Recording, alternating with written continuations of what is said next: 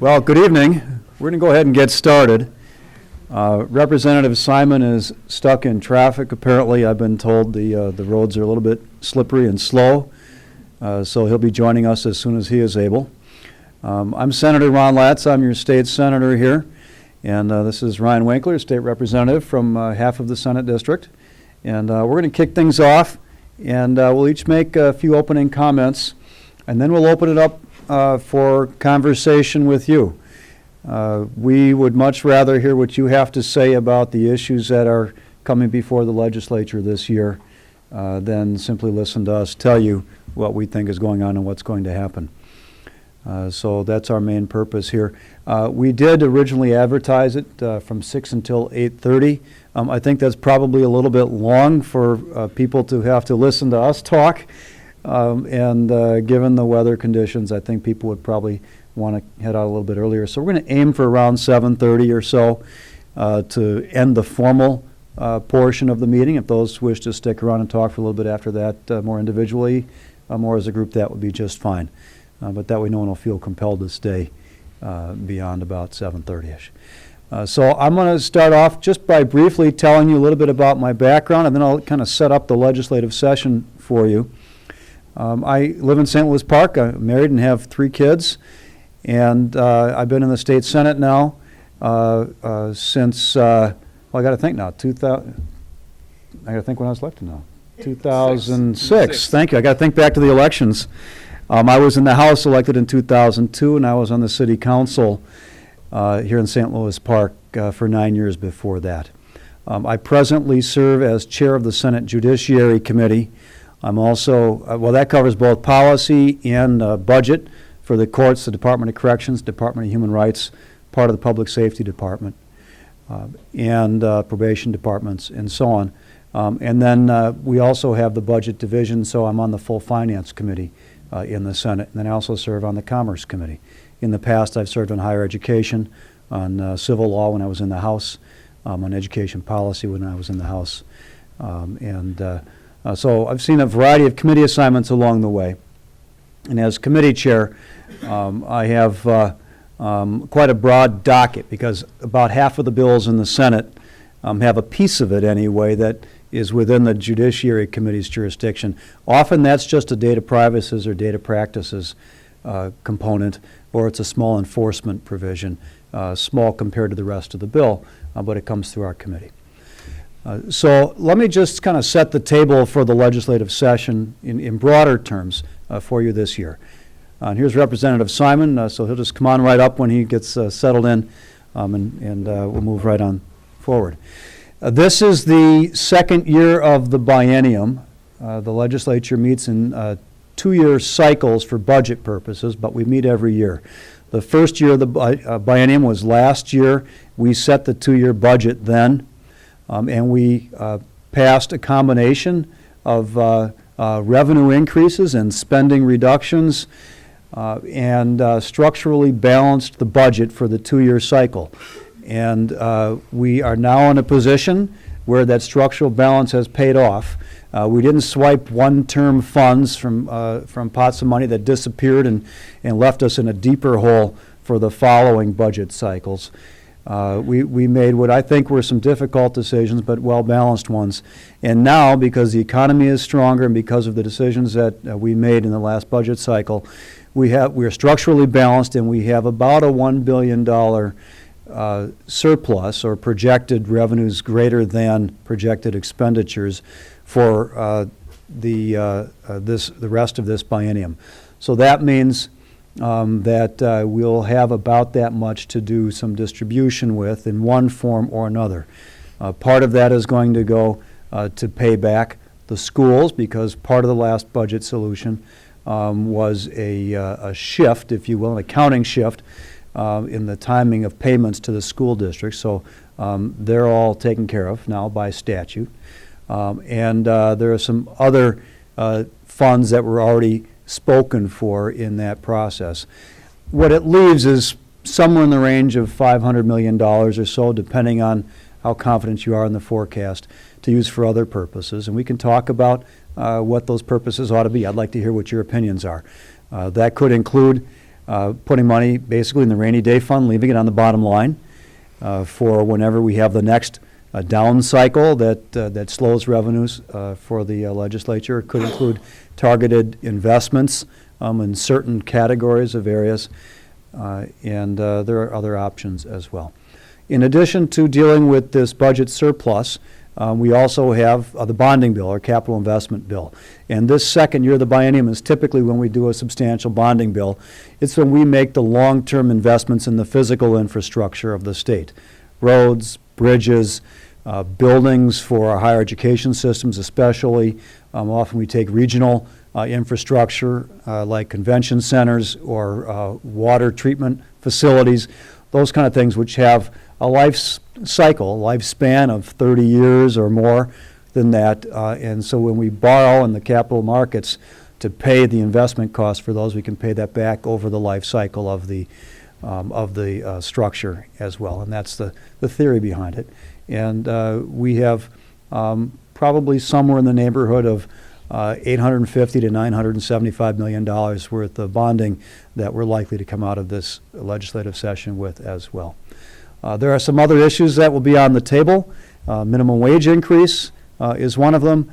Southwest LRT may or may not be directly on the legislative plate, although all three of us are involved to one degree or another in trying to shape the final outcome of those decisions, and other issues as well. So I'm just going to leave it at that for right now and turn it over to Representative Winkler to add his thoughts on the session, and then Representative Simon, and then we'll just open up the floor for conversation.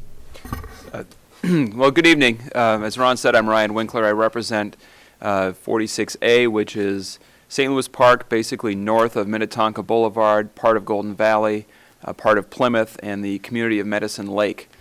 Since the redistricting lines 2010, that's been the new district, but I was first elected in 2006. I live in Golden Valley. I'm married. I have 3 kids.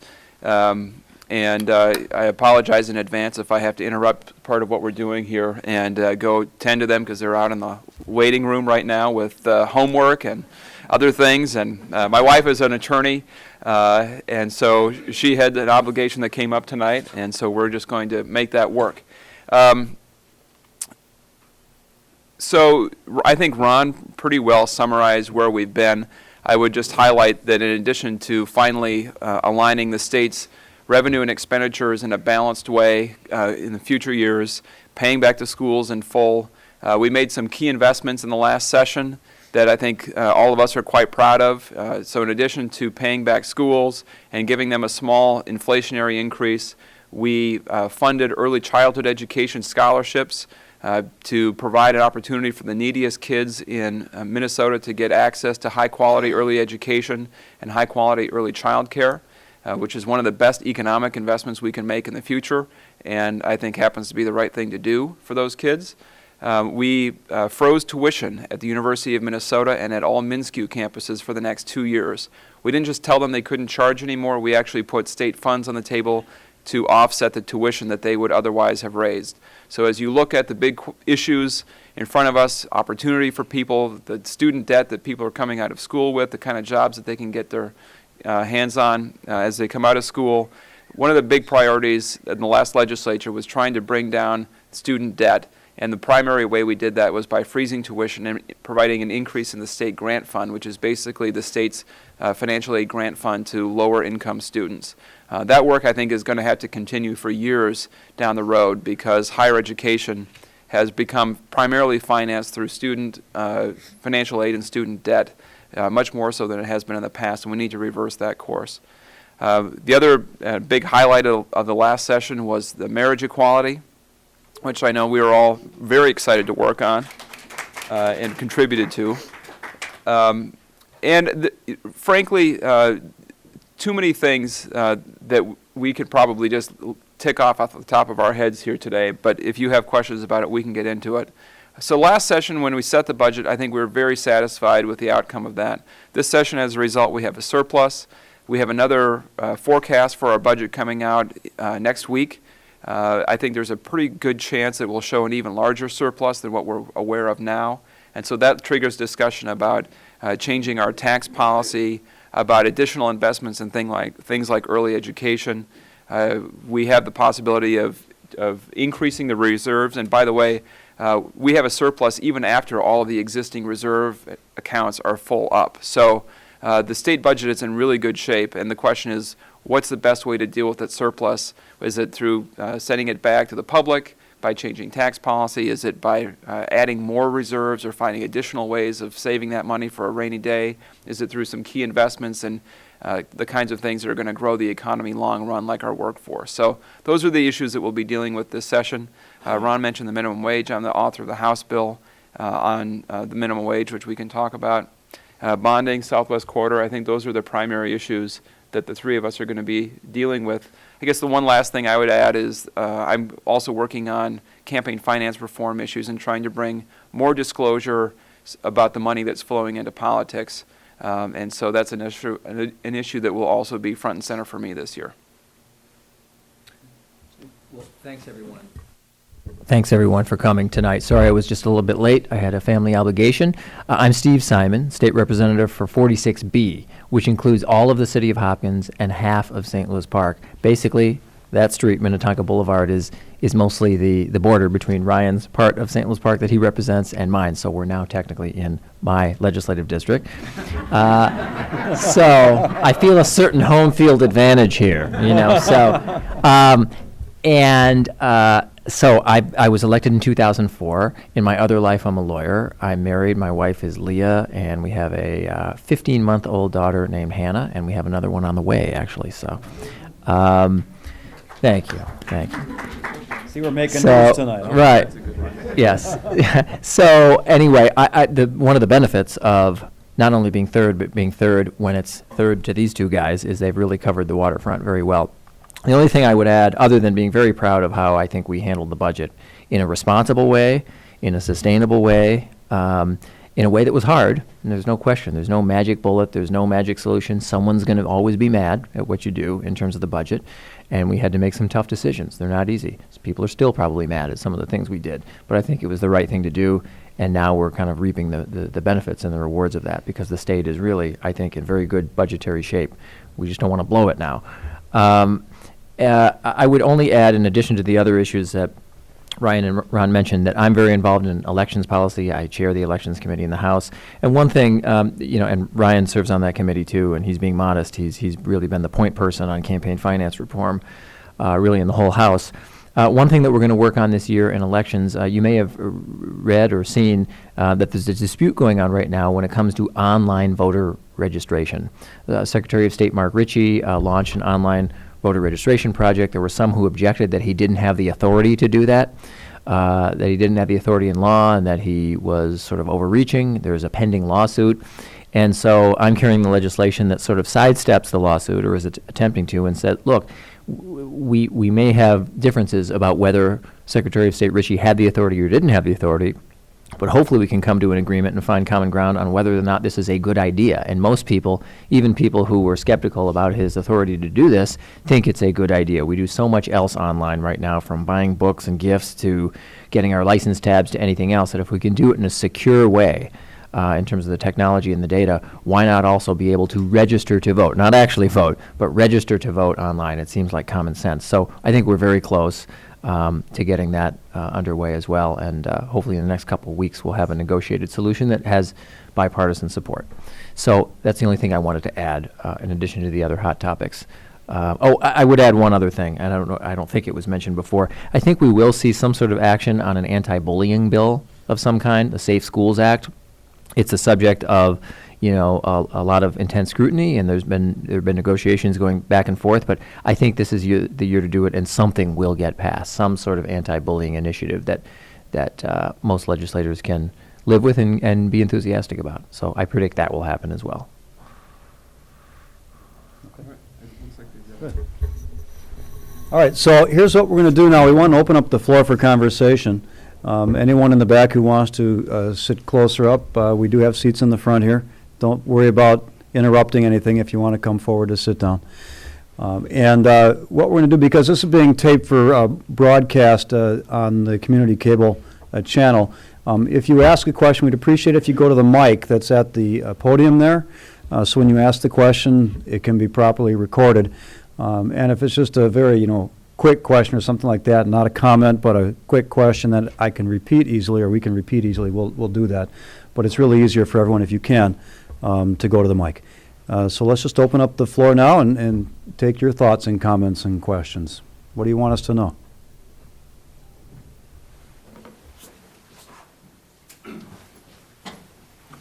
Hi, I'm Sarah Bergen. Hi. I just live a block over in Princeton, and I'm with my son Milo tonight. And I have two questions, and they both involve the light rail. The first is that the governor did not include any funding for the light rail in bonding, and I feel that this is a statewide asset, and it's more properly, at least the capital costs, included in some sort of bonding, rather than operationally. I think a sales tax might be appropriate, but for the capital costs, I think it belongs in the bonding bill. And I'm wondering if you guys are doing anything to help that along. And then my second question is, I've been to some of the CMC meetings, and I've seen the Hennepin County commissioners and city council and the mayor and all those local politicians, and kind of seen what they've done or haven't done. And I'm less informed about what goes on at the State House. And so just wondering what has been going on either in the spotlight or behind the scenes to try to maybe counteract Hornstein and Dibble's special sessions with Dayton. So if you guys have any insight into that, I'd appreciate it. Thanks. Well, thanks for starting off with a non-controversial question. We'll try not to take up the rest of the evening with the answers. Maybe I'll take a shot at it, and then you guys can rescue me. Southwest LRT, we've carried the funding at the state over the years. I've carried the bonding legislation to fund it ever since I've been in the legislature. And some years we've been more successful, some years we've been less in getting funding to help with the planning and everything. There's no magic that says it has to be funded through the bonding bill, and there's no magic that says it has to be funded through the state legislature. In terms of the qualifying for the federal matching funds, we just need to have a state match come from somewhere. So the biggest problem right now with the bonding bill is that it requires a supermajority of the legislature to pass and to become law. And that means there need to be at least a handful of Republican votes as well as all of the Democratic votes in the legislature in order to pass.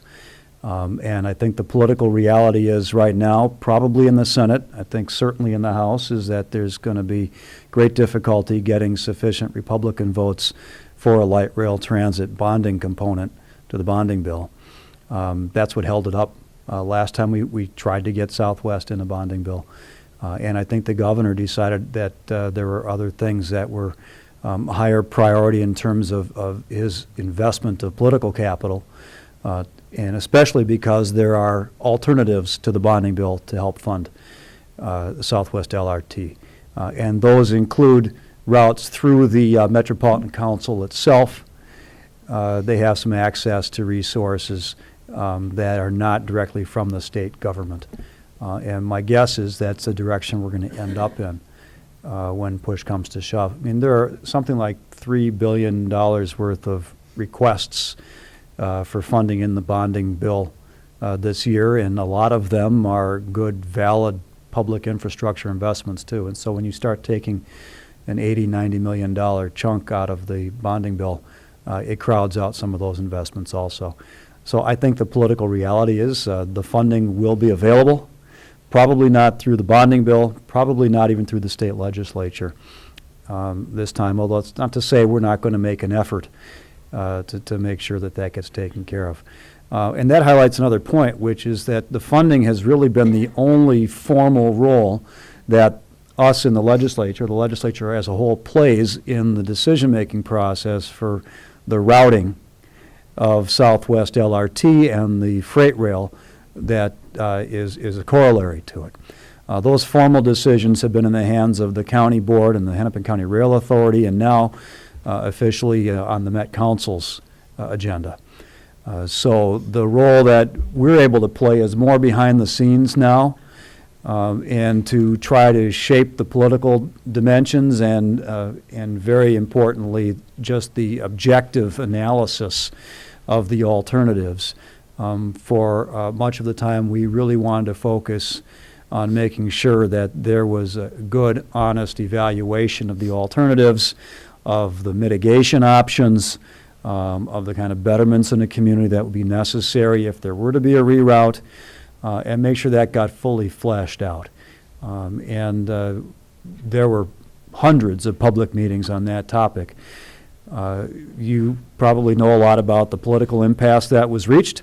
Although, yes, Senator Dibble and Representative Hornstein had their meetings with the governor, since that time, the governor decided he was going to reopen the analysis of the routes, and we're kind of taking a little bit of a step back. We're now moving back forward through that process. And the final report from Trans Systems, the Kansas City evaluator, has not been released yet. TC&W did release a lengthy engineering analysis themselves, in which they have concluded that Trans Systems' proposed reroute had basically all of the same problems as all of the previous ideas for rerouting it through St. Louis Park. So I'm not sure exactly where it's going to end up. In the end, as I say, the Met Council is going to be the final decision maker on that. But we are still working now in meetings every 2 weeks in the governor's office to try to shape the decision-making process and to try to shape an outcome that will make sense for this community and for Southwest LRT to be implemented and successful. So maybe I'll leave it at that, see what you guys want to fill in from there. I think I'll take the reverse order. So we'll talk about the kind of influence and the reroute question first, and I'll get to bonding. I think that the shallow tunnel option is a viable option, or the co-location option of freight and light rail in the Kenilworth corridor is a viable option. This Kansas City planner has come up with a reroute idea. The three of us have sent a letter and emphasized in private meetings that if a reroute creates a worse safety profile in St. Louis Park, that we would urge the City Council to deny municipal consent, and we would work to stop that line from going forward. And that standard, based on proximity to homes, degree of curvature of the rail and grade change, and the number of at-grade crossings are the criteria developed by Safety in the Park. And so we've worked with them. And, we don't want to say no reroute ever, but we want to say no reroute that's going to make St. Louis Park less safe, that's going to make St. Louis Park more divided, and is going to have a major community impact.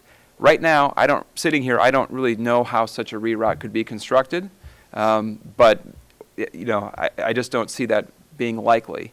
And so that's why we have been pushing, and I think I can say this without qualification, for a co-location option in Minneapolis that works. And I think that will be something that is front and center in this project for the next several months.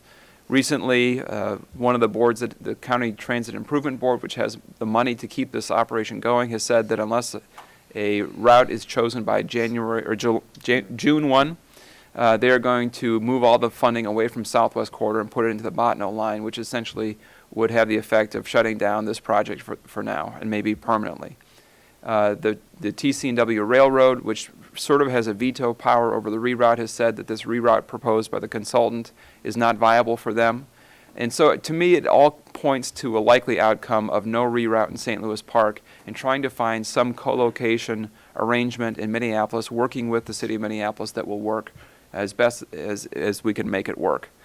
That's, I think, where things seem to be heading right now, and that's certainly what we've been pushing for, both publicly and privately. As to the question of bonding and mass transit, I completely agree with you. I think that if we look at it from a partisan standpoint, if either party gets to veto projects before they're even proposed because you won't put up the votes, we're going to have a hard time ever passing a capital investment bill. I think that regional transit infrastructure is exactly the kind of capital investment that the bonding bill is for. And frankly, I'm not sure that it's fair to ask all of you to pay for bonding projects everywhere in the state and to be told that the biggest project that could affect our area is not viable because some people disagree with it. So I'm going to be pushing for capital investment through the bonding bill for that line. And I think that is a matter of equity. I think if we're building projects all over the state and my constituents and all of you are paying for it, that there should be some opportunity to have our projects included as well. It may not end up making it, but I think I'm going to be pushing for it, and I suspect we all will be trying to push to get that included in the capital investment bill. So my hope is, at the end of the day, we end up with a Southwest Corridor project that does not put new freight trains through St. Louis Park, and that gets funded as a statewide asset that it is. That's, to me, the outcome we should be looking at. Well, I would only add as to the bonding bill that one of the things that's really interesting that I've learned over the years, I think we all have, is one of the secrets of the bonding bill is it really is the overwhelming majority of these bonding bills every 2 years, these capital investment and public works bills, are either at institutions of higher learning. There are state colleges in the university system, the building or refurbishing or repairing buildings, which is a good thing. And it's many, many projects in greater Minnesota, by and large, certainly a plurality. And that's fine. We're all one state. And I really hate getting into this idea of, tit for tat and measuring who got more, and that's what gets us into a lot of trouble. That said, we in the suburbs typically, and I'm painting with a broad brush by saying suburbs, but it is a fair generalization that say, generally speaking, the suburbs don't ask for much in these bonding bills. We really don't. We're not there every year demanding and asking for things. And it's not, I think it is very fair for us to put down a marker as to this kind of project and say, you know what, for years and years and years, we vote for those bonding bills, even though there's not much in it for our constituents, directly, that is, things that are built out here. And I think it's very reasonable that we start being insistent on things that really benefit the whole region and certainly indirectly the whole state. So Ryan and Ron and I will be, I anticipate, introducing a bill to make sure that at least some of the bonding bill goes to this. Now, the Met Council says that it has a funding mechanism where it could provide the state match without having to go to the bonding bill. I would say, too, it's sad that politically the governor felt he couldn't put Southwest Corridor in there. I don't have much doubt that if he thought that he could get the votes, he would put it in there. He's been a supporter. He's invested a tremendous amount of his personal time, even when he's ailing from surgery, attending to the Southwest Corridor problem. As Ryan and Ron said, we meet with him about every 2 weeks. There's a group of stakeholders, including all three of us, who meet with him every 2 weeks. And I've not heard of a problem of public policy that a governor has devoted this much time to that seems on its face to just affect one sort of region of the metro area. But he sees this, I think, as a regional priority, and he's really put a lot of his personal time into it, trying to mediate this dispute, and I really appreciate that. I think Ryan is right, too. I just want to put an exclamation point on it. We really do think safety comes first, and it appears to us, at least, that this latest plan, this sort of reroute that was proposed by Trans-System and the consultant, does not meet the test. Does not meet the test that Ryan just enunciated and that we put in writing in our pretty strongly worded letter to the Met Council. It's got to meet a safety test. That really has to come first, and we're not seeing it right now.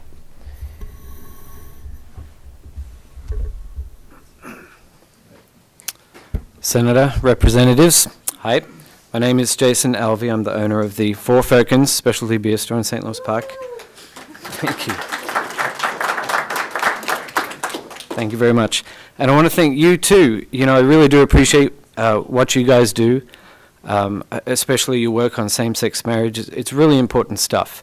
I agree with you on almost everything you do, but there's this one little issue that I'd like to talk about tonight, and I'll keep this very brief because I know there's a lot of other people who want to speak. Let's just see a show of hands. Who here would like to see Sunday sales of alcohol in Minnesota? And keep your hand if you came here. Keep your hand up if you came here specifically because of this issue tonight. So we managed to get a lot of people down here tonight because of this issue. That should really show you how important this is to your constituents. In addition to that, thank you everyone for coming. In addition to that, we now have confirmed 60 liquor stores in Minnesota that support this. That's 60. There may be as many as 100. We've only just started calling, but confirmed 60. And then, actually, Representative Winkler, you mentioned more transparency in terms of where the money is coming from in politics. We have documents here that show Wisconsin beer distributors donating money to Minnesota legislators. Now, why would they be doing that? Obviously, they want to keep the flow of money across the border into Wisconsin on Sundays. We really do lose a lot of revenue, and here is clearly evidence of that. So, Senator Latz, I'd ask you to seriously consider this and vote yes when this comes up again this session. And I'll leave it at that. Thank you for your work, and thank you everyone for showing up.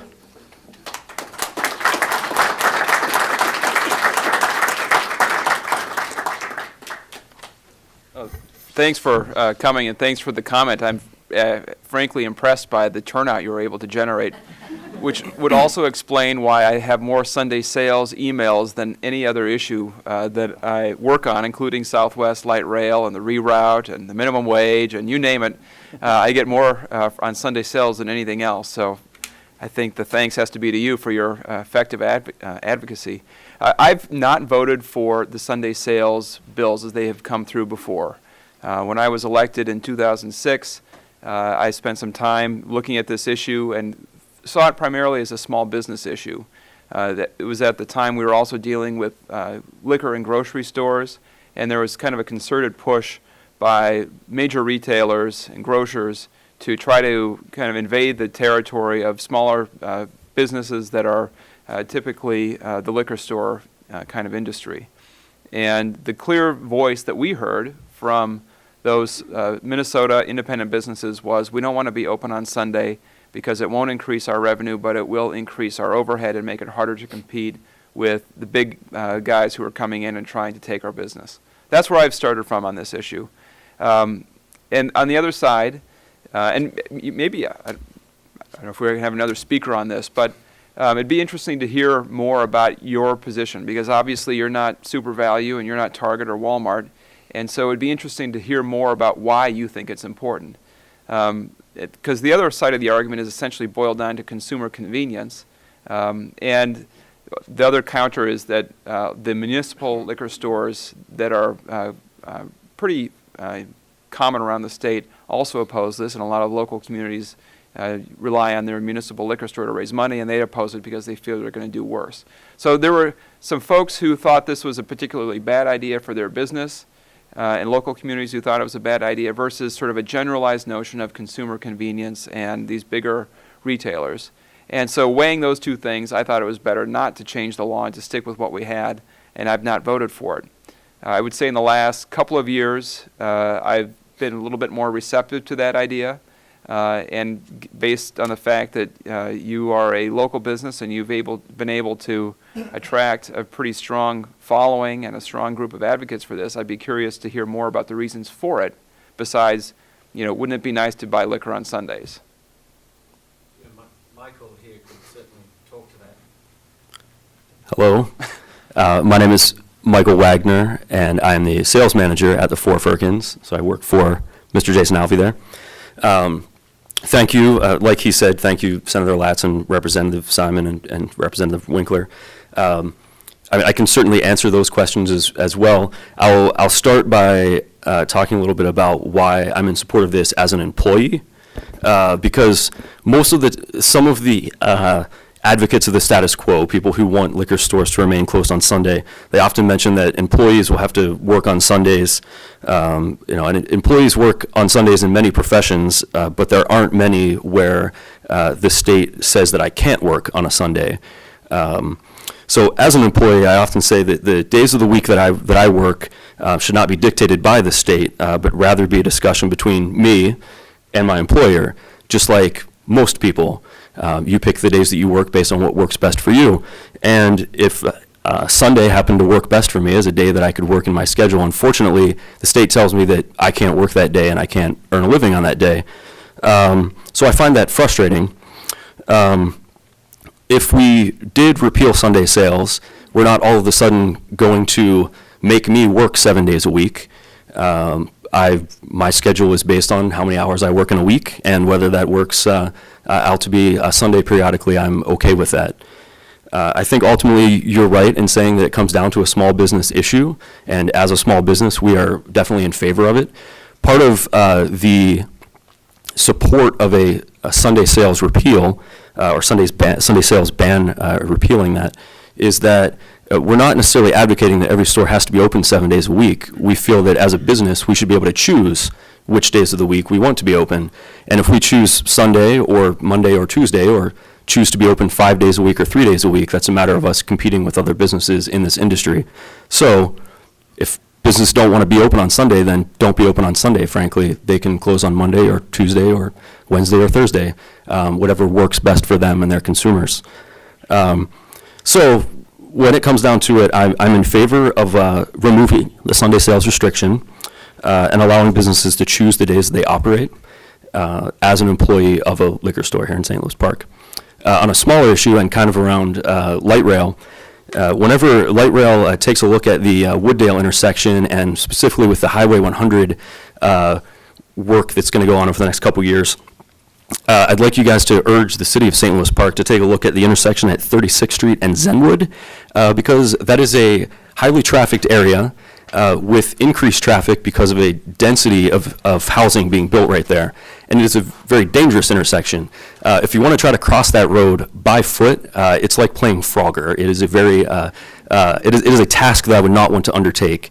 And we've seen many accidents at that intersection as well. So as that area is looked at through for various projects, we've urged the city to look at it. So if you guys can urge them, that would be awesome. Appreciate it. Thank you for your time. I just, If you have any other questions, feel free. No, I just have a word to add on the Sunday sales, or a couple things. First of all, there's one state that has an intriguing solution. I'm not necessarily offering it as one from Minnesota, but it's an interesting discussion. New York State is the only state that I'm aware of that has this rule. You must, for liquor stores, you must be closed 1 day a week, but you can choose which day. So that gets rid of the argument that, well, you're asking small businesses to take on 7 days of overhead, and the volume's just going to be spread out over 7 days. They won't actually realize more volume. Sure, a lot of people might buy on Sunday, but that means they won't buy on Monday, Tuesday, or Wednesday. This is one way that affords some flexibility. But I think, picking up on Ryan's point, keep organizing. I mean, but one of the issues here is typically you hear businesses and many entities say, please don't regulate us.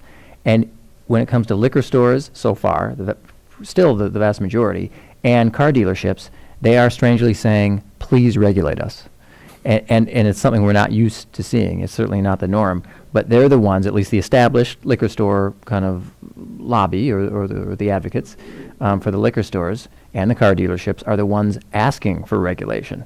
And that's an interesting thing. So if you can turn that tide, it sounds like you have 60 or 100 right now, that's one thing. But what we hear from mostly is from family-owned liquor stores who say, look, we're going to be taking on 7 days of overhead with no extra volume. Sure, there will be a lot more on Sundays, but then there will just be a lot less on the other days, and that's going to put us out of business. And then who wins? The real big giant players in the industry, and you won't have the family-owned. That's the argument. But I would urge you to keep on organizing, because maybe you can turn the tide among the liquor stores. Sure. Thank you. And I would say one thing about the mandated only operating 6 days a week. Part of what we're asking for is not to be mandated Right. what days we can be open. Also, part of what we look at is, as a business, we have 52 days designated a year where we're not allowed to operate. So our overhead on those days, we still have to pay for rent. We pay for keeping the power on, keeping the building warm, so that the beer doesn't freeze, et cetera, et cetera. We pay for all of these things 52 days a year where we can't make any money because we're not allowed to make any money on those 52 days a year. So, what's the reason for being closed on days when, would you tell any other business if we were allowed to be open 7 days a week now, would you then regulate it to make us be closed on Sunday in particular? Or, why would we do that? We wouldn't go back to that if it didn't exist already. So, what if that? And I'll just add a thought or two. I mean, part of it's just it's the historical regulation in an industry that has been heavily regulated for decades. And so the question is, should we make a change to a pretty well-entrenched structure right now? And like my two colleagues here, I hear mostly from the family-owned liquor stores, the small ones, the associations that represent those kinds of liquor stores, and they've been speaking with a pretty unified voice over at the legislature for many years that they really don't want to have to be open on Sundays. And to answer the overhead question, I think it's not a function of the rent or anything like that. It's a function of having to pay employees to be present there just to keep the shop open because they don't want to lose the business that would otherwise go somewhere else that is open on Sunday. So I know in most businesses anyway, labor costs are the largest single expense relating to running a business. So that's what we're hearing at the legislature. And maybe the tide will change, but at least for now, that's been the overwhelming message. And I've been a strong supporter of small businesses and their ability to remain viable in the community. And so far, this is one of those things in which I felt on balance, leaving the structure as it is the best way to facilitate that.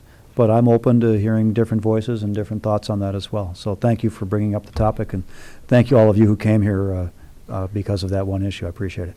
Yep. Thank you. Well, I guess we have for those who follow this issue, some late-breaking political news. Apparently, a note was just handed to me, Arizona Governor Jan Brewer decided to veto. She just announced she's vetoing that bill. Some of you may have followed it. There was a bill that was passed by the Arizona House and Arizona Senate that would have allowed businesses, in essence, given businesses a license to discriminate and claim the justification for denying services to gays and lesbians by invoking religious beliefs, and it was quite, in my judgment, I think she did the right thing. It was a real overreach. It seems to me very broad, sweeping language, and I think she did the right thing. But I know a lot of people nationwide were figuring out what she was going to do. Good news. Right. Yes, thank you. Hi. My name is Robin Cruey, and I'm also here in support of the Sunday liquor sales. I'm a consumer. I'm also a small business owner, and I'm a St. Louis Park resident and a mother of 2 young children. So I ask you just to hear me out for a minute and not minimize the importance of consumer convenience. My business is I Heart Kids Art. It's a small art studio located in southwest Minneapolis in Linden Hills. It's an art studio for young children and their families to come in and do art projects. So I've gotten to know a lot of the families very well. That's grandparents, nannies, and like the both of you that came here and our juggling family, we live modern, very hectic lifestyles. So for these non-traditional families, like me and my husband, I work non-traditional hours. I work weekends and nights. My husband works days. So Sunday to us is just another day. It's not a day of rest or a day of not shopping. It's a day of shopping and working.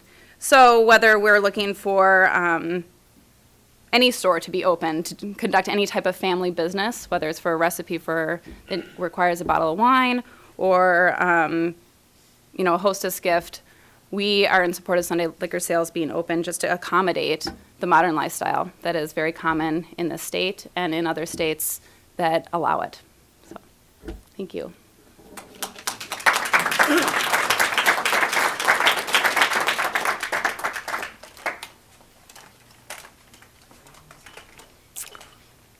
Senator Latz, Representatives Winkler and Simon. Ken Rockler with the Tavern League of Minnesota. I wasn't prepared for this issue tonight here, but I did happen to call Gene McAvoy, the Executive Director of the Colorado Licensed Beverage Association 2 weeks ago. And I think it's important to note that Colorado we're 5.2.5 million or 5.3 million people, and they're about 5.1 million. They have more restrictive liquor store laws than we do already. You're only allowed to own one store in the entire state of Colorado. But they put in Sunday liquor about 2 or 3 years ago, and I don't find anything immoral about selling on Sunday. I don't want to act like there's something wrong there. But they lost, of their 1,350 liquor stores that they had there, they lost about 110 of them. And they were almost invariably, I think they were all the small mom and pop stores. So I just wanted to add that as a little bit of input on that. So, Ken, so what you're suggesting is that there are people who would have gone to a tavern to drink at the bar instead? No, these were That just, choice versus buying the alcohol at the liquor store? no, these were just package stores. I actually don't think there's a big gain on sale, on the issue.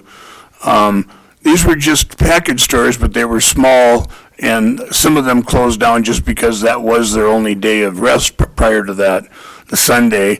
I know the argument always is, well, then why do they have to open? And it's their choice, but it's kind of tough to not open if you're a liquor store over at the corner of Louisiana and Cedar Lake Road, and you don't open, and you, all of a sudden, your other competitor that's down the road elects to, especially if it's a bigger store, your customer is going to go there. There's some convenience to it. I'm not going to argue that. I'm just going to tell you that the results were losing, I think it was 104 stores out of 1,300 or so. I could, if anybody's interested, I could have the executive director, Gene McAvoy, forward the information to you also. Thank you. Are there any other questions? Ken, I suspect you didn't come here to talk about the Tavern League and the Sunday liquor sales in the minimum wage. You are correct. So if you were going to get in line again and wanted to say something, you might as well take your chance. Well, has the subject of minimum wage already come up? No. So, I mean, is this a free speaking? I don't know the format. Should I bring it up right now, or should I wait till somebody else brings it up and has a turn? Free for all. All right. Full disclosure, I already have an appointment with at least one of you coming up, but when I heard that there was this event, I couldn't resist. I was in the food and beverage business all of my life. Some of you probably were at our restaurants, T. Wright Saloon and Supper Club, or Billy's Lighthouse. I'm not against the minimum wage. I testified to that effect. It's been in articles and food service news. I haven't gotten any death threats or anything, but I have had quite a few representatives of business say, how could you say that? And I've come right out and said I have a hard time imagining somebody living on $10 an hour, let alone a wage that's $2 or $3 below that. But what I will challenge you to tell me is, can you name a restaurant in the Twin Cities that has full service where either the bartender or the wait person earns less than $14 an hour?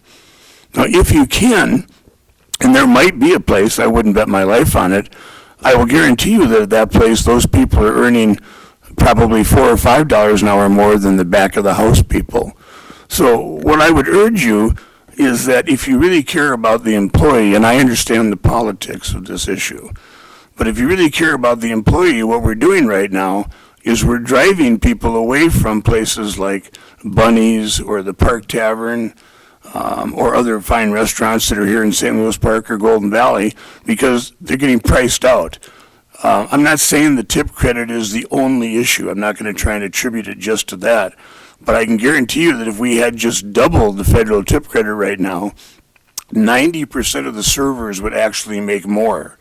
I've challenged at least one of you, I won't get into who, to come to lunch with me over at Dixie's. If you just have a bacon cheeseburger and fries for two, and you have a diet soda or a cup of coffee, and you leave a 20% tip, your bill at lunch is $40.40. And if you go to places like Sunsets and others, it's not that much less. It might be down in the $36. Well, where are people going? Most people have to eat at some time. They end up going to McDonald's, and McDonald's is a fine corporation. I'm not knocking them. Or Panera Bread, where you're not allowed to tip. Or Caribou, if you want to have something light there where they don't take a tip, they won't allow you to put it on a credit card. So customers are leaving places where they're earning $25, $30 an hour, or sometimes more, and they're going to places where there's no tipping or very little tipping, where they're earning $8 or $9 an hour. And I know the pressure that's coming from Local 17. I've been over there, but I just like to point out it's a union that represents less than there's 10,000 some restaurants, and I think they represent 12. I really hope that somebody will do what's for the good of the consumer, the business owner, the back of the house for sure and the servers, and I would stand for any questions on this issue. You can probably tell I'm somewhat passionate about it. I guess hearing none, I'll have my seat again. All right. Thanks, Ken. Well, thanks, Ken, for coming. In case you're interested, we are going to have a hearing tomorrow at 4:30 at the Capitol on the minimum wage bill. So I'm the author of the bill. It's the Minnesota House last session passed a bill to raise the state minimum wage to $9.50 an hour for large employers by 2015. The Senate passed a bill to raise the minimum wage to $7.75 an hour.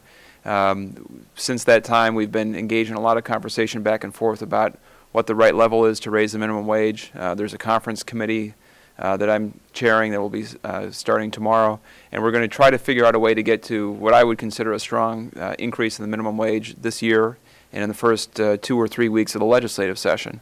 What Ken is talking about is specifically tipped employees and whether they should have an exemption or a lower minimum wage because they earn tips. In general, I have not supported that, in part because the median wage for servers in Minnesota is $8.98 an hour, or $8.96 an hour, which is not exactly a princely sum of money. And if you talk to servers, they'll often say that the last time they got a pay increase was the last time the minimum wage went up. So because waiting is highly variable, tips are highly variable, they're not obligated to provide them, business models change.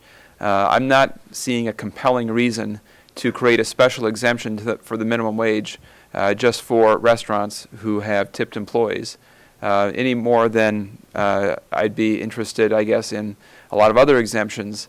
The whole idea is you raise the minimum wage so that you create a floor for the entire labor market so that nobody falls beneath that floor, and you begin to lift wages up for all workers who are struggling to get by. And I could probably talk to you for 2 hours about this. But the bottom line is I believe strongly in the need to raise the minimum wage this session early and by a solid amount. And the evidence shows no negative employment consequences to that. I just talked to the state of Oregon has almost about a $9 minimum wage with no tip credit. The state of Washington has a $9.30 tip minimum wage with no tip credit. Both have thriving restaurant scenes in Seattle and Portland. And if you talk to the chambers of commerce in that area, they're barely even aware that their minimum wage is so much higher than other places. So a lot of the arguments against it simply just don't bear up. And I think Minnesota can do at least that much for workers in the state.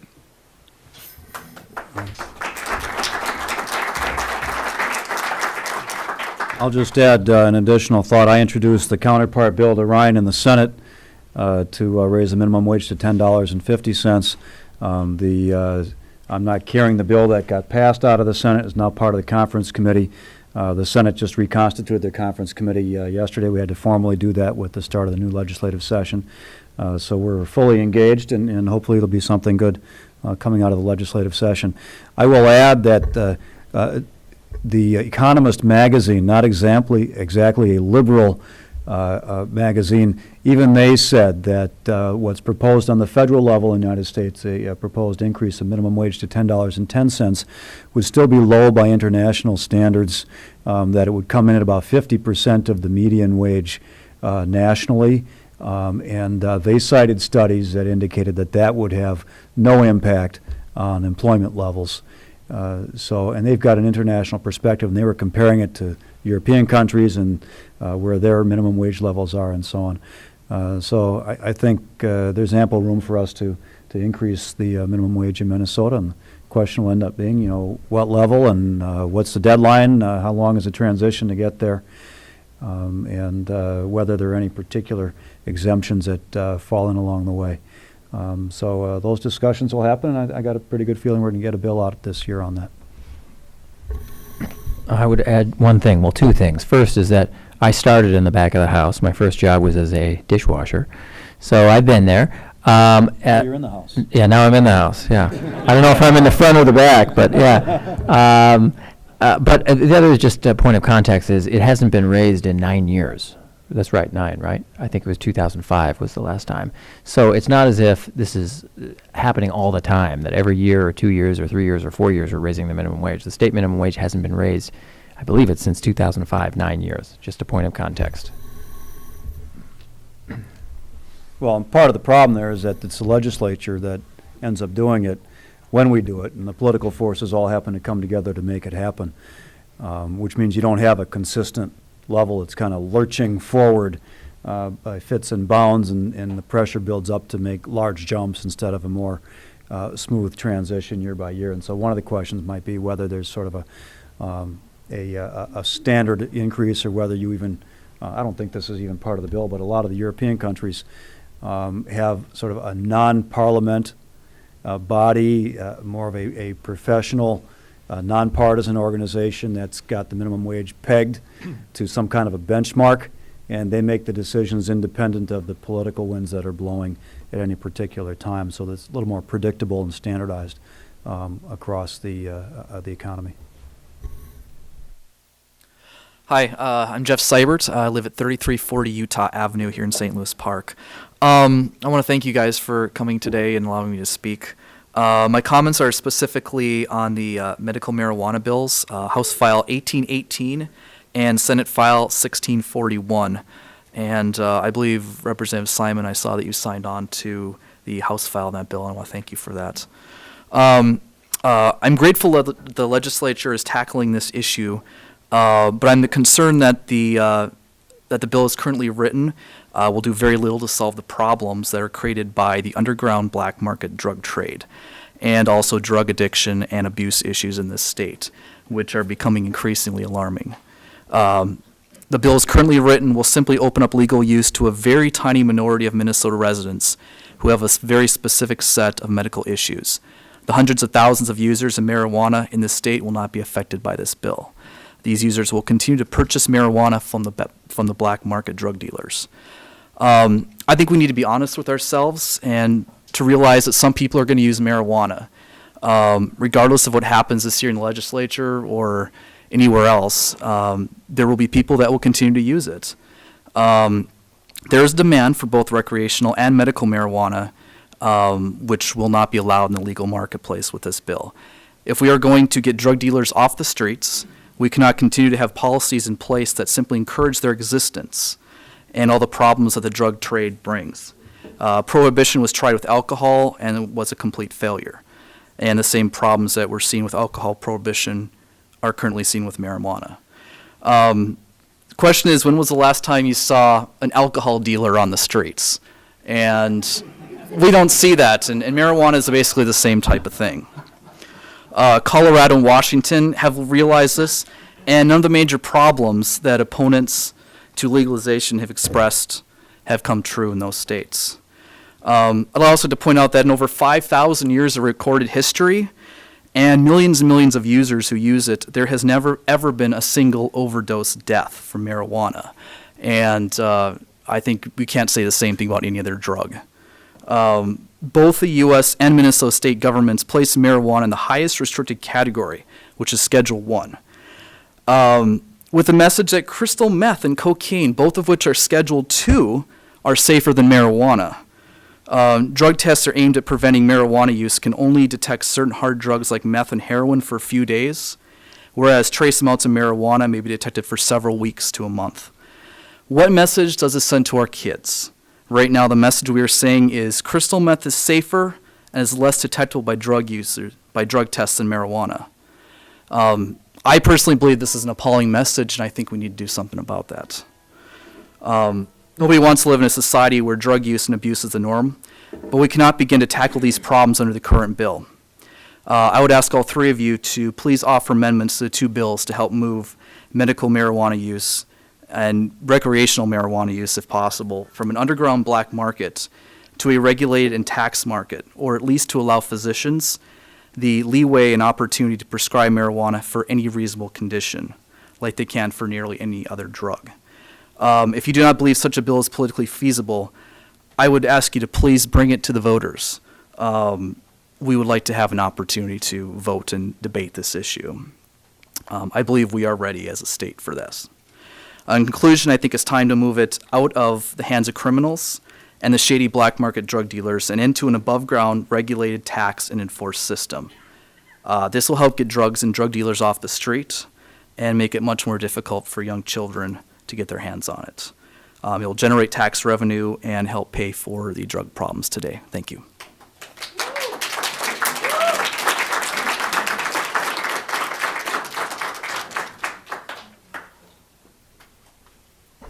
Well, thanks for the comment. Let me start with the medical marijuana. When I first got to the legislature, I wasn't sure about it. But the more I thought about it, the more strong my conviction became that, especially in a bill of the kind that is being written right now, which is very, as you say, very tightly constructed with very tight controls. There is no grow your own provision in this medical marijuana bill.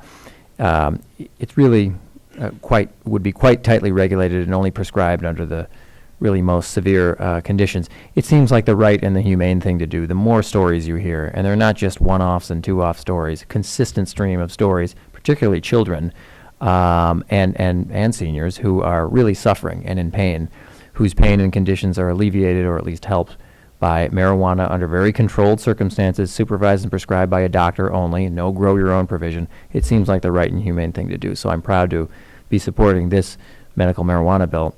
In terms of recreational use, I think all eyes are on Washington and Colorado, certainly mine are, to see what their experience is. It's new just this year, I think in both states, January 1st. So I don't think there's a lot of information or data or experience yet, but I will certainly be watching to see what they do. And I'll just add that, marijuana, it's a drug. There are lots of drugs out there that were prescribed all the time. As a matter of principle, I don't see how we can distinguish tetrahydrocannabinoids or marijuana from many of those other drugs, except for the fact that it's taken on kind of a different element in our culture, and the delivery system is different than most prescribed drugs. It's smoked. It's not usually found in pill form and so on. I think we've got to take some small steps here. I think the public may be out ahead of the legislature on this one. But the law enforcement hasn't quite been brought along yet to the idea that the public is safer through a regulated medical distribution system here than they are with the current prohibition. And they still have a strong voice across the state. So I think maybe there needs to be some more time and consideration given to the issue before you'll see legislative action on it beyond a more tightly constructed bill. But I think in principle, I think the people of Minnesota are there in concept. But it's worth moving slowly and carefully on it so that we get it right. Because if we don't get it right, then it's really hard to change the structure that's set up. I think that's all I'm going to add to what Steve had to say. Yeah, I guess you're probably going to hear roughly the same thing from the three of us. I support the medical marijuana bill. I don't necessarily think it should be one of the less restrictive medical marijuana bills, I think, or laws in the country. I think it's a good place to start. I think there, in addition to sort of the public and the law enforcement, which there's a point to that, but it's also just to learn from the experience of other states and to see how this develops and what we can do differently in the event that it works out pretty well in Washington and Colorado. So I'm not against full recreational legalization down the road. I'm not supporting of it right now. I think with time we'll learn whether everything that the advocates say is true turns out to be true in those states, and if so, then we should have no concerns going down that path. Okay.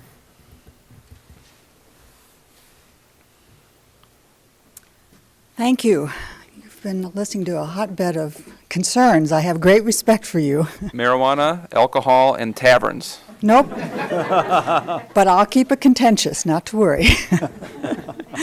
My name is Nancy Gibson, and I live in St. Louis Park. You are my representatives, and I appreciate that. You're great.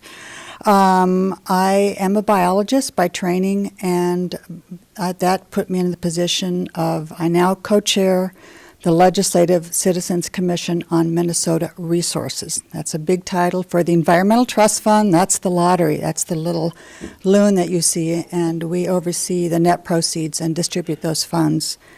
And it's been those two reasons that I want to bring up the copper mining that has been proposed in Minnesota. For those of you that don't know about copper mining, it is far different than what we've been doing traditionally, which is iron mining. Copper mining is also called non-ferrous mining, but the end result is sulfide mining. And there has never been a mine in the entire world that has not leaked sulfides. And the first proposal is Polymet that wants to put a sulfide mine in some prime habitat in northeastern Minnesota. And that currently is getting public comments from the supplemental draft environmental impact statement. That draft does not contain any information about our moose. If it doesn't contain any information about our moose, we're not getting the invertebrates, the amphibians, and many, many birds. This first project will fill 93 wetlands. It will ruin 6,000 acres, and that's just the first plan. There are approximately 17 more mines coming along, some of them right on the edge of the boundary waters. I started the International Wolf Center in Ely. I have officed and camped and worked along the Coishwee River. If any of you ever went to Outward Bound School, they are doing borings in their driveway right now for sulfide mines. We have a very, very water-rich environment. This is a huge risk to our water. In the long run, I think our water will be far more worthwhile and worthy. I think California would agree with me today than our copper. So I am asking you to move very, very cautiously. Not only is it a huge environmental risk, you are putting our taxpayers at risk. This first mine will break the law because they will say our law right now states that you have to have the mine closed successfully so it does not emit pollution. Right now, in their environmental impact statement, Polymet says that at the mine site, there'll be pollution for 200 years, at the plant site for 500 years. Let me challenge your history a little bit. Henry VIII was just contemplating his first wife 500 years ago. If you think a corporation is going to stay around for 500 years, just think of Henry VIII. So I'm asking you to please move cautiously, rely on science, protect our taxpayers, and please protect our water. Thank you.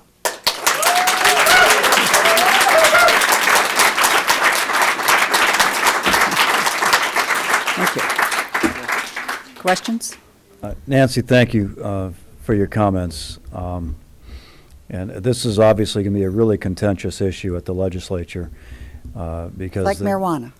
Pardon me? It's like marijuana and everything else we're talking about today. Yeah, but this is huge for our natural resources. No, I understand that. And, you know, the argument on the other side is going to be well-paying, sustainable jobs and the tax revenues that come from the mining operations that help pay for a lot of state assets, including help build the University of Minnesota and other resources from the Iron Range itself. So there's a lot of contentious forces at the legislature on this issue right now. I don't think it's been fully vetted at the legislature at this point. I'm not on any of the environmental committees that would specifically hear the testimony on this. Frankly, I get the sense that because this is a short legislative session, that it's unlikely that we're going to be taking on this particular issue this year. So I don't know that you're really going to see any results this year. It's possible. As I said, I'm not on those committees. But you've raised some really good points, and I appreciate you bringing them forward. And that's the balance that we have to try to strike exactly as you described it. If there's a way to do it that's safe and protects the environment, from a lot of the science that I'm reading about and that you're talking about, there really isn't a way to do that. And when you're predicting 200 years or 500 years down the road, I mean, how good is your prediction, really? So thanks for your comments. Thank you. Yeah, you enunciated two important principles. One is follow the science, and I think everyone is waiting now to see what happens in the draft environmental impact statement and then the final environmental impact statement. I know there have been huge crowds at the 3 or 4 meetings around the state, and there's dueling theories about the science. So one is follow the science, and second is make sure that taxpayers are protected. I think that's true too. If this goes forward, we've got to make sure that taxpayers aren't on the hook, that if someone made a mess, that someone cleans up the mess. Yeah, and Nancy, you identified caution. I think that's really the key thing here. For what it's worth, I guess part of the reason this is so contentious is not really so much exactly about jobs and tax revenue. That's kind of the argument on the one side, and cost and financial obligation to taxpayers on the other side down the road, neither of which really address the core issue of what this is about. And it's really kind of strange, but it's a little bit about identity. In northeastern Minnesota, they see themselves as a place that does mining, and for people to say from in their minds, from people for the Twin Cities who come up to paddle canoes, that this is how you should live your life and this is what you should do and you shouldn't be miners, to them feels like a rejection of everything that their communities have been built around for 100 years. On the other hand, we have this broader kind of Minnesota concept that we're a state with rich natural resources that we want to protect and preserve, and we've spent a lot of money and a lot of care over the years to really emphasize that, and to sort of throw that away for kind of the short-term gain of a few jobs seems like a travesty of a different kind. So I think that's a little just my insight as to why this is such a contentious issue and why it's so hard, I think, to actually get to the facts and get to the finances, and why I do, with Ron and Steve, agree that you have to be cautious, you have to look at it very carefully, you have to follow the science, and then you have to make a decision. And even once Minnesota's done, there's still the EPA that has to review all of this too. So whether there's ever a project there, I think it's really an open question. And what the science says about whether this can be done successfully, I'm not sure about. I know that there are those who say clearly this could never be done. But I think we have to take a more careful approach and actually ask that question and try to get a legitimate answer and a serious and thoughtful answer before making a final decision. Thank you. I would also, when you're looking at these things, we are recycling copper. It's very successfully recycled. We have a person in St. Louis Park who's done it very successfully. And that's a great thing for us to put our emphasis on, is recycling.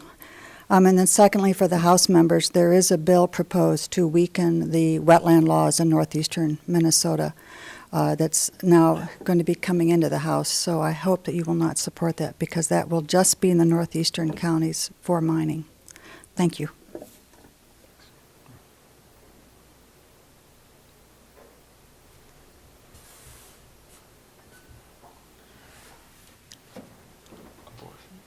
Hello, I'm Karen Christensen, and I live over on 2312 Flag Avenue.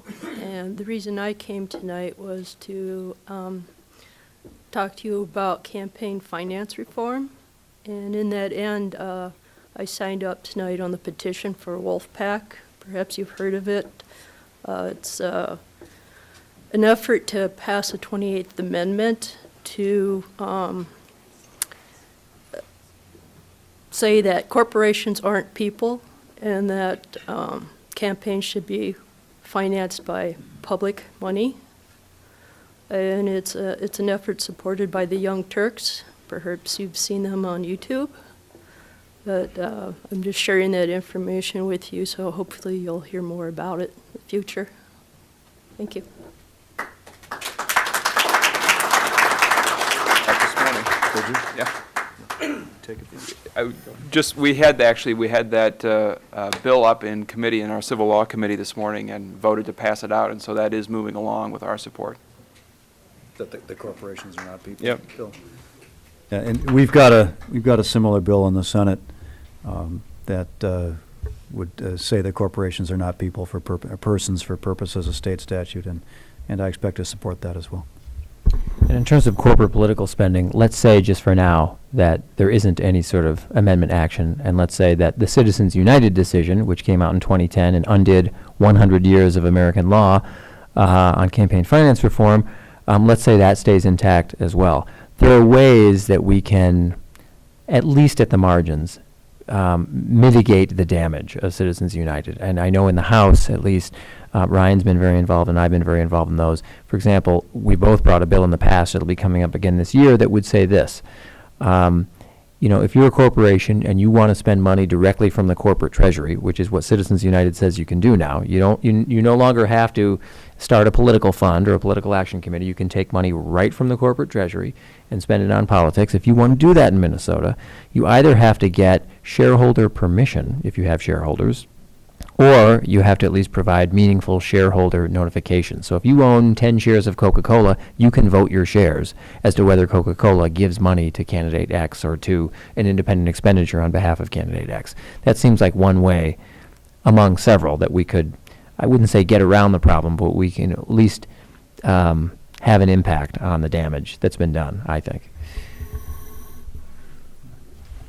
Bill? Senator Latz, Representative Simon and Winkler, good evening. Thank you for having this forum tonight.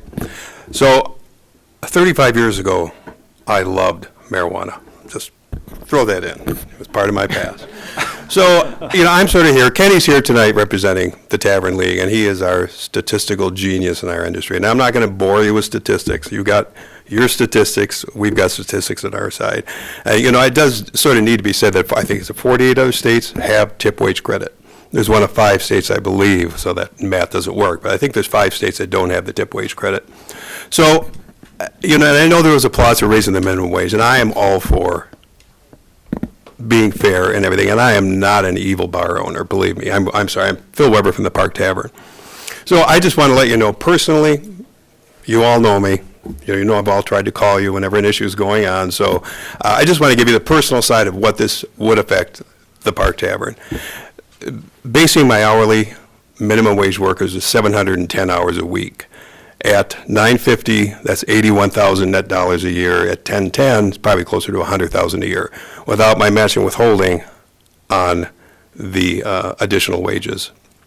So it's a tough industry to be in. I love the business. I've been doing it for 40 years. I started as a busboy at the Lincoln Dell. So this is my life, and this is my livelihood. I proudly do it. I'm a member of the community. I donate freely to the community. I'm a staple in the community, and I'm always fair with the people who work for me. The net effect of this, who knows what it's going to be. I've got to be price sensitive to the market. I can't raise my prices just to accommodate $100,000 net dollars a year an increase in minimum wage. When I knew this was coming tonight, I went back, I took my last week's payroll, I added up all the minimum wage workers, they're $7.25 an hour, plus their tips, they average $19 an hour. It's not a fortune, but it's a fair wage, and I'm a very fair employer. I provide health care, I do everything I can to keep them so they're at a level where they can afford to stay with me and they can afford to raise a family and do whatever else they do. The downside of this is, and I think you probably know, for those of you who've been in the tavern, I have a handful of people that I sort of carry because they're at an age where they're unemployable in my industry and they wouldn't want to go out and look for another job. Right now, I can carry them. I can give them full-time work. I can give them health insurance. If this goes into effect, honestly, the first people that will suffer will be the people who I can't afford to keep anymore.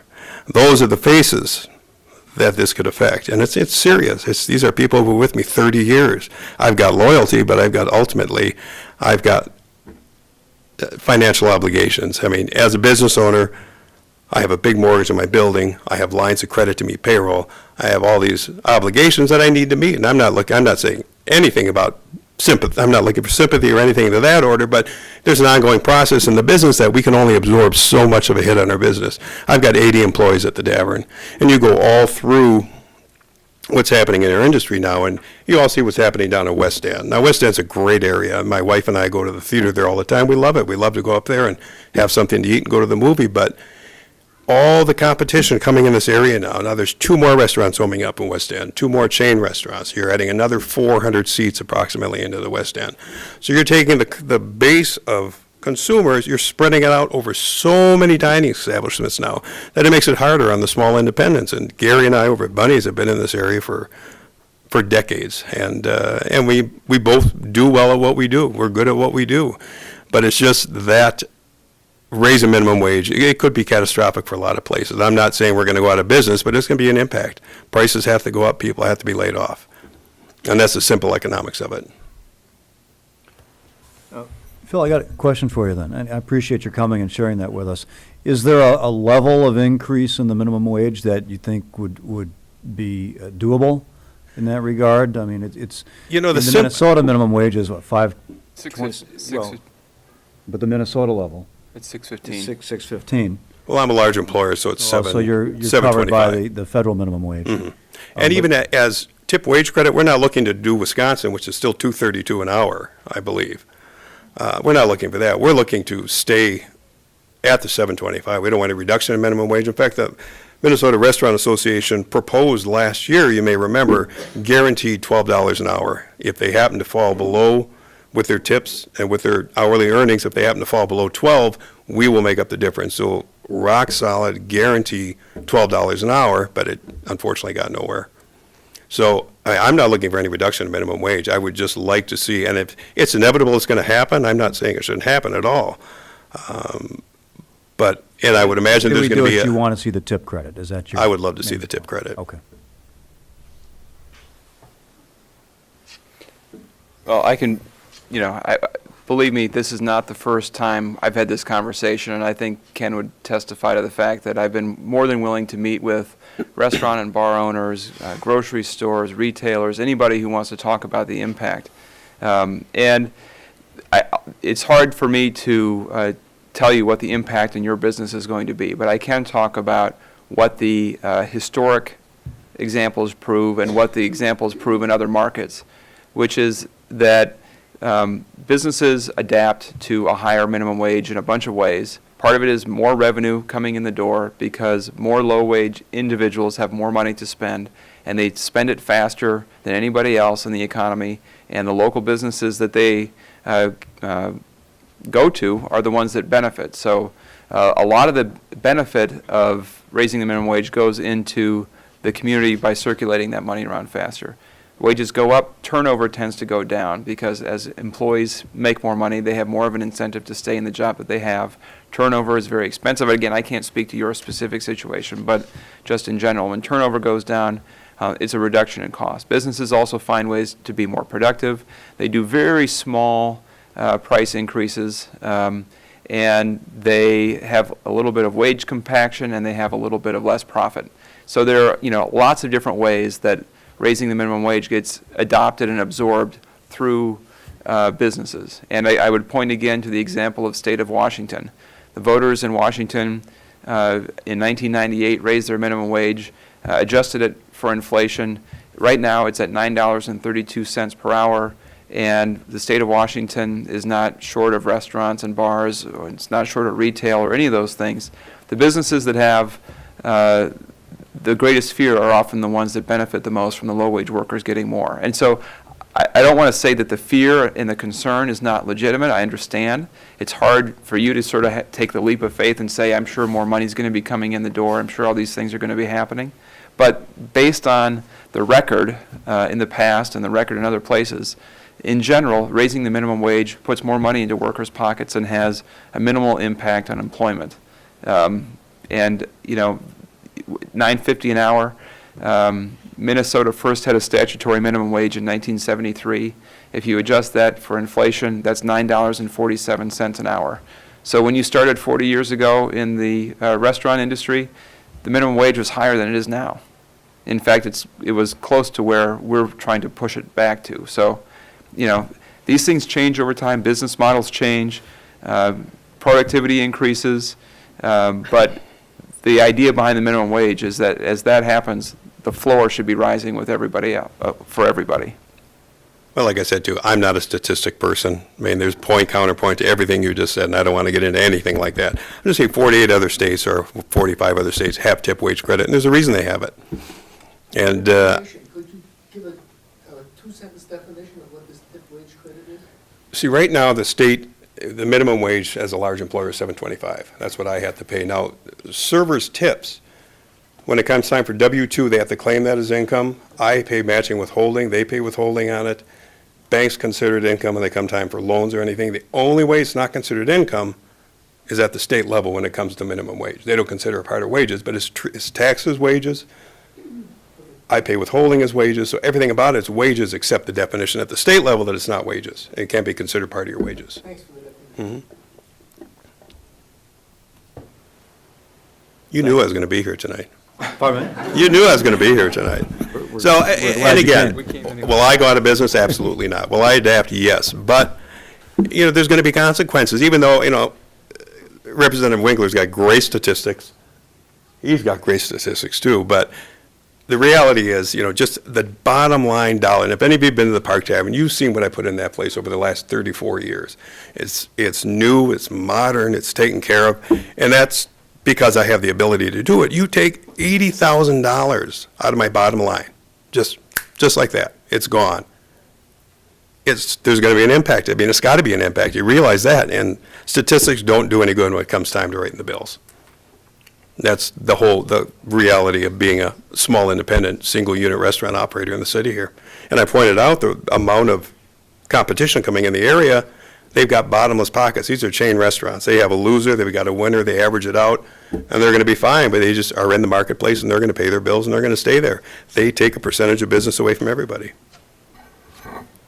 I was going to say, we could have a back and forth all night. I want to give you the last word. I guess all I would say is that these things are happening anyway, and what's not happening is the minimum wage going up. I mean, the markets are changing. Business models change. Concepts for restaurants and retail change. People, if you go to Byerly's or Rainbow, you've got self-checkout. You've got one person manning 4 checkout lanes. They're not handing the money that they used to pay 4 checkout people to that one person. They're taking that out as a difference. And so businesses figure out ways of reducing payroll and operating profitably. Markets change, and all those things are happening. It's not because the minimum wage is going up, but the one thing that's not happening is workers getting a rising share of that income. So I'm not, I'll give you the last word, but that's just my 2 cents. It's not even, again, it gets into a point counterpoint. I didn't come up here to do that really either. It's just, I can cut back to 2 servers on a busy night. Would I save money? Absolutely.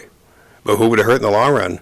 Byerly's goes down to 1 checkout person, 2 checkout people. People are going to go to Lund's. Well, they're the same affiliate, but they're going to go somewhere else. So, for every point, there's a counterpoint. It's just, you need to see a face. You need to hear a story. These are all my community right here. I grew up in St. Louis Park. I was born here. I live in Golden Valley. I live in your district. All around. And my wife opened a restaurant in Crystal, and we're suffering through it there, too. Can we all just agree that we should all patronize the Park Tavern? How about it? Come on. Yeah. It's a great place. Anyhow, thank you very much for your Buy time. your beer at the Four Firkins. Can we agree on that, too? Okay. And by the way, let me say this about Four Firkins. If you can make a 1-unit exception, it would be Four Firkins. And I'll tell you what, you go into Four Firkins, it's a business. Yes, it's a passion. Everybody working there has got a passion for what they do. And I don't want to say anything bad about MGM or any of the other ones who probably, and like you said, they would reap the benefits sometimes, but you walk in there and people are just behind the counter. You want to talk beer, you want to talk anything, you talk to the guys at Fort Firkins. It's a passion business, and that's the big difference. Thank you. Oh, I just wanted to ask a question about that topic. We got to. sure. Well, Ken's already spoken, so if you want Just about what. Sure, go ahead. So Sure, the go bill ahead. that's out there now does not make any allowances for employees to get tips, or it does? Why don't you repeat the question? Yeah, so the question is, does the bill that's out there now make any allowance for tips? And the answer is no, it doesn't. And Minnesota has not had that since, I think, 1991 or so. So it doesn't change. We're not adding in a tip credit where there wasn't one before. Ken, I'm mindful of the clock. I just want, because this issue is so complicated, if you go to minnesotatipcredit.com, you'll see a very long explanation in many different parts in both Spanish and English. And again, Minnesota is one of only 5 states there. Actually 7, I think, 7 states. Thanks, Ken. I think what we'll do, there are 2 more people in line, and so why don't we let you 2 folks ask your questions, and we'll address them, and then we'll adjourn the formal part of the meeting, and then we can go on from there. All right? Go ahead. Senator Latz, Representative Simon and Winkler. I always enjoy the fact that you guys come out and listen to us and talk back. Anyway, my name is Axel Kornfuhr. I'm from Hopkins. Anybody else from Hopkins here? Okay, one person. It's amazing the clarity that you can get when you start working on your will. And in the process, I discovered that while the national estate tax exemption is $5 million, I discovered the Minnesota one is $1 million. I didn't think much about it until I did an asset spreadsheet. And oh my gosh, my wife and I are millionaires. 1.3 million assets. How the hell did this happen? Because we really aren't. Well, the unintentionality comes from the fact that since the 80s, companies have not really been paying pensions anymore, but have been putting us into 401ks and IRAs. If I had a pension, I wouldn't be a millionaire. I was lucky, and I know there's some probably that will even envy me for it, I was lucky that I was able to save a lot that put us in that position. So if my wife and I were suddenly killed, our children would have to pay estate tax. I have nothing against estate tax.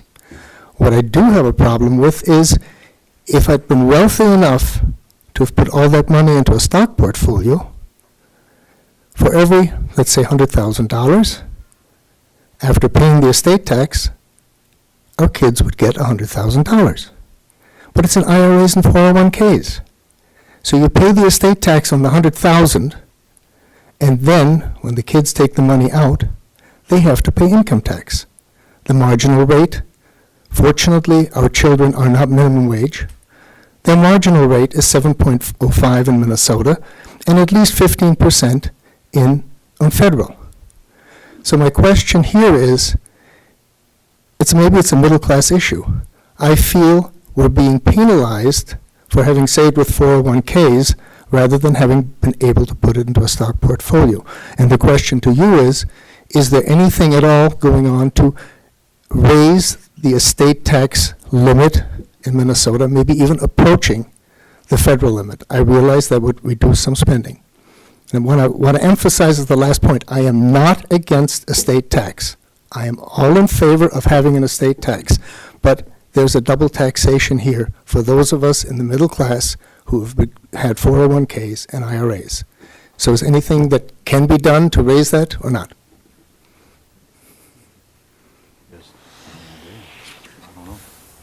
I would say yes. I mean, I think there are people discussing this. I've gotten some emails and some phone calls on this issue, mostly about the mismatch between the federal and the state. Typically, Minnesota mimics or parrots what the feds do. Mhm. There's a lot of conformity to what the feds do on this issue.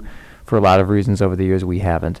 And there is some pressure for us to move in the direction of what the federal government is doing, if for no other reason, consistency. I'm not saying that with the exemption would go all the way to $5 million, but maybe, bridging the gap somehow. I don't serve on the tax committee, so Mhm. I don't claim to know all the legislation that's before it right now, but having looked into it at the urging of some constituents, yes, there are proposals out there. Whether it'll get done this year, I don't know. Okay, thanks, Steve.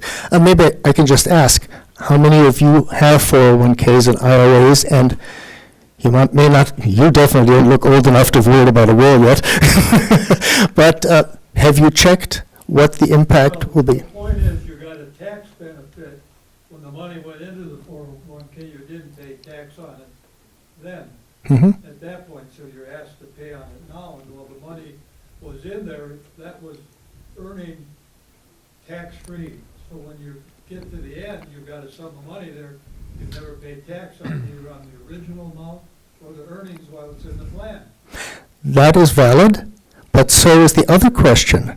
If I had only a stock portfolio, when that is passed on, why aren't we taxing the capital gain on that? No, I'm talking about just regular, if you have stock, bonds, anything. The basis goes up to market value at the time of death. It doesn't with an IRA, and I'm not questioning that difference.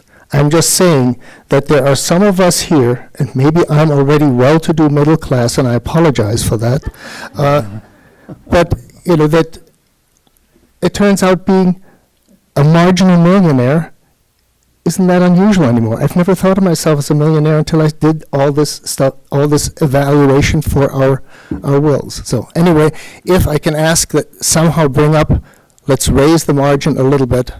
Thank you. Yeah, thanks. Thanks for your comments. Axel, I too have had over the years, actually every year in the legislature, the CPAs come in to talk to me, and one of their big things is we need to equalize the federal and the state levels on the estate tax. Part of what you raised is the tax treatment of 401ks, and that's really a federal question, I think, more than a state question. But thanks for your comments. I'm Warren Ulrich, and I live on the northern end of St. Louis Park, and I'd like to address Senator Latz and Representative Winkler and hopefully our next Secretary of State, Simon. Quick issue, is it possible maybe to get something going in the legislature this year on on voting in terms of early voting, maybe start like on a weekend, maybe, still leave Tuesday, but earlier chances for people to get out and vote, like the weekend. Hopefully that can be brought up and dealt with. So, on that question of early voting, I think we need to move in that direction. We tried last year. 32 states in the United States have early voting, including all the states that surround us. The Dakotas, Wisconsin, Iowa, they all have early voting.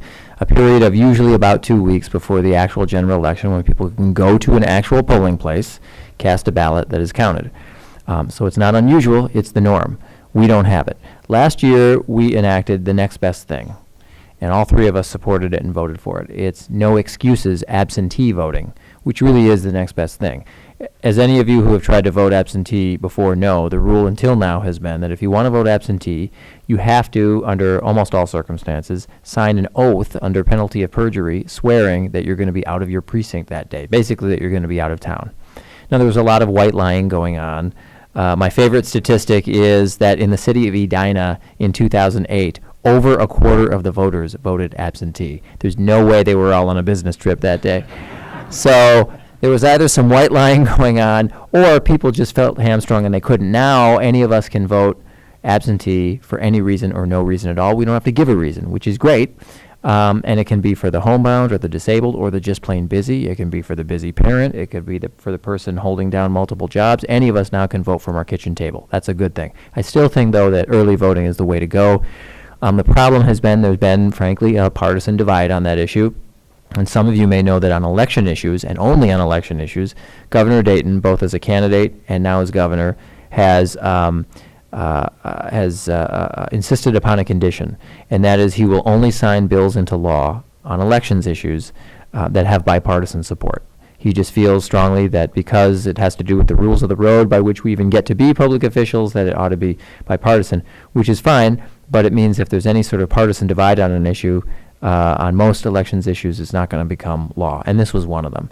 I don't fully understand the argument against early voting. It goes something like this, and I think I'm being faithful to the stated reason. When I've asked folks, well, what we've just done, no excuses absentee, 32 states, including very conservative states, too, so it's not part of a liberal conspiracy, I can assure you. I mean, Oklahoma and Kansas and other states. So, and when I put the question to the skeptics, I say, well, what is the problem then with early voting? And their answer usually goes something like this. Well, Minnesota, if we were to do early voting, Minnesota would become one of the only states, or the only state, perhaps, that has both early voting, that has same-day registration, and that has vouching. And for those of you who don't know what vouching is, it means that if you show up to the polling place and you don't have, and you're to register for the first time, same day, and you don't have any sort of ID, you can have someone who lives in your precinct vouch for you that you are who you say you are. And that may be a true statement of fact, that we would be the only state to have all those three things. But then when I ask the follow-up question, okay, so that's an interesting statistic, but what does that mean? I'm not getting a real clear answer, other than that's somehow too many conveniences or too many, I don't know what. So it's frustrating, but I think, truthfully, over the course of probably years, we can work on folks and, I hope, find common ground. 32 states do this, as I said, and I think we should move in that direction.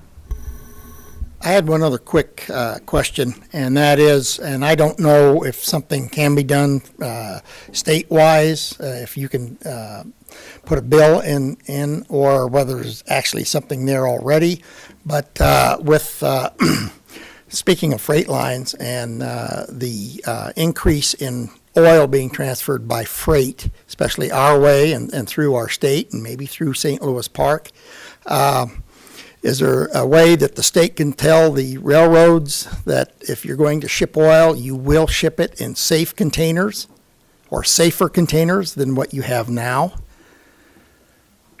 I mean, I look at over on Virginia and it's just south of Cedar Lake Road, the train overpass that goes over that little cement one, that thing is falling apart. And if that's the railroads, I have some grave concerns as to how the railroad transfers their trains. First, before I answer that, I just want to say that Representative Simon here it's his turn to be very modest, because he's the one who authored the legislation for the no excuses absentee balloting, and he should be commended for helping to make voting easy in Minnesota, as well as honest. Yeah, it's appropriate. The last thing you want in a democracy is too many barriers to casting your ballot. So as to oil on the railroads, if there's an industry that is more heavily regulated by the federal government than the railroad industry, I don't know what it is. But they've done a pretty good job of crowding out most state regulation relating to railroads. So I'm not aware that the state has any specific authority to mandate certain kinds or qualities of oil tankers that are on the trains. I think that's all a federal regulation. I will tell you that I have asked the question. It's come up in conversations. And as far as I'm aware, the trains that go through St. Louis Park are not carrying the crude oil, the Bakken oil from North Dakota, that is more flammable than most other forms of material that's going in those tanker cars. Ethanol, fortunately, is not quite as explosive. So there's a lot of ethanol that goes through St. Louis Park. But it seems, at least for now, that the Bakken crude is taking different routes through the metro area than through St. Louis Park. The only thing I would add is that I think Senator Dibble and Representative Hornstein, who are the chairs of the House and Senate Transportation Committees, are looking into this issue. And I don't know what exactly they have in mind, but I also know that members of Congress like Tim Walz are looking at it at a federal level. So this is certainly an issue that is getting the attention of elected officials, and are looking at what we can do to make sure that we're safe as that oil is transported. Thank you. I just want to add one thing that I remember how I think Ron hit it on the head in terms of the courts really interpret this as, mostly when it comes to railroad regulation, as a federal government responsibility. In fact, I remember a few years ago, I don't know if you guys remember this, one of our colleagues from up north had a bill that was passed that simply said when a railroad goes within a certain proximity of a school, it had to slow down to a certain speed. I can't remember what the speed was or the proximity, but the idea was, and he actually had a videotape that he had made, and that he showed the legislative committees of a train just whipping by really close to an elementary school playground in his district. So we passed it, but a federal court struck it down and said that the state government has no authority to make this kind of regulation, that it's solely federal. So I think people are a little gun-shy at the legislature about railroad legislation like that. All right, well, it's now just about 8 o'clock. We've had a good, invigorating conversation. I really appreciate your coming out tonight, spending your time with us, sharing your thoughts and your views. We are all available to talk with you, if not in these kinds of forums, at our Capitol offices, or to receive communications by mail and email and telephone. And we welcome your comments. We really appreciate your taking the time to share with us tonight, and in whatever other forms at other times you choose to do so. So at this point, I think we're going to wrap this up. Thank you, and drive home safely.